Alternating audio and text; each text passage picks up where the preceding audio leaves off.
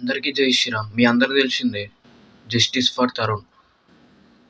ఒక 15-20 మంది ముస్లిం వ్యక్తులు ఒక ముస్లిం మహిళ మీద హోలీ రంగు పడిందని కర్రలతోని, రాడులతోని తరుణ్ అనే హిందూ వ్యక్తిని చంపేశారు.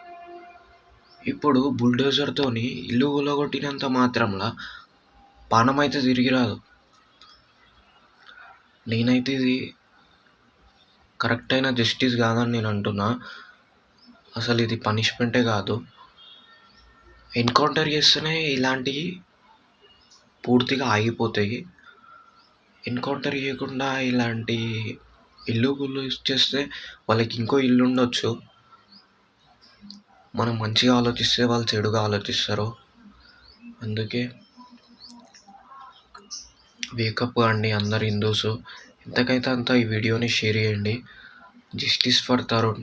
ఆయనకి న్యాయం అయితే అస్సలు జరగలేదు, అన్యాయమే జరిగింది.